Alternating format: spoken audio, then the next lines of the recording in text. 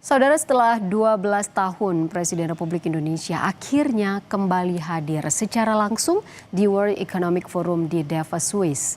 Presiden Prabowo dijadwalkan menyampaikan pidato kunci atau special address Kamis 22 Januari pukul 14 waktu setempat.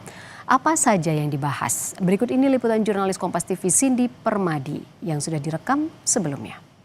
Pada tahun ini Presiden Prabowo Subianto akan hadir langsung di World Economic Forum 2026 di Davos atau Forum Ekonomi Dunia yang ke-56. Agenda utamanya adalah menyampaikan pidato kunci atau speech address pada hari Kamis 22 Januari pada pukul 14 waktu Swiss, atau kalau kita hitung perbedaan waktu dengan di Indonesia artinya sekitar pukul 20 waktu Indonesia Barat.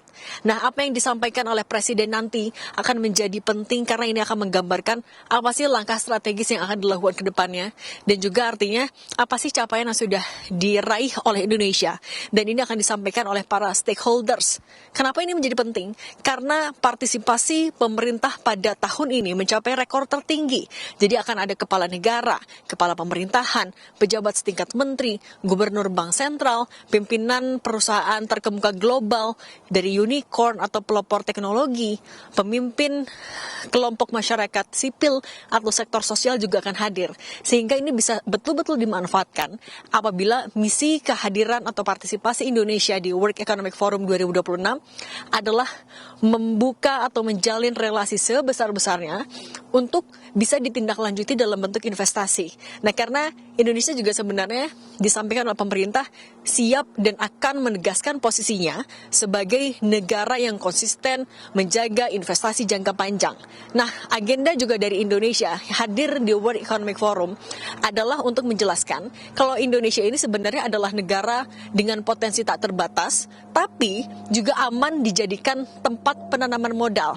Nah, untuk merealisasikan hal ini, dibentuklah Indonesia Pavilion di Davos, masih dalam area diselenggarakannya World Economic Forum.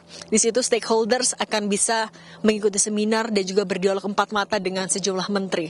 Nah, meskipun memang agenda utamanya sebenarnya adalah mengenalkan dulu potensi yang bisa digali dari Indonesia, tapi tentu tidak bisa dipungkiri kalau event sebesar dan sestrategis World Economic Forum harus dimanfaatkan untuk membawa oleh-oleh ke dalam negeri.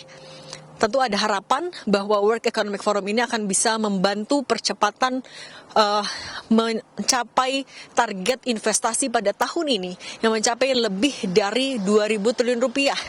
Nah, yang juga menarik dari partisipasi Indonesia pada tahun ini adalah kontribusi dari Danantara perdana di World Economic Forum. Karena Danantara juga memang baru dibentuk pada tahun lalu, pemerintah berharapnya bahwa Danantara akan bisa memperkuat daya tarik bagi calon investor. Nah, kemudian kalau kita mengingat tema dari World Economic Forum pada tahun ini, itu adalah a spirit of dialogue. Jadi bagaimana dialog antar negara ini menjadi sesuatu yang urgent sekali di tengah fragmentasi geopolitik. Nah, kalau dari Indonesia dengan kebijakan politik bebas aktifnya meyakini, kita ambil contoh misalnya konflik antara Amerika Serikat dengan beberapa negara Uni Eropa akibat ambisi AS untuk mencaplok Greenland. Kalau dari pemerintah meyakini konflik itu tidak akan berdampak begitu signifikan atau terlalu signifikan dalam proses pencarian investor Indonesia di World Economic Forum, karena kebijakan politik bebas aktif ini memudahkan atau memungkinkan Indonesia untuk bermitra dengan siapapun.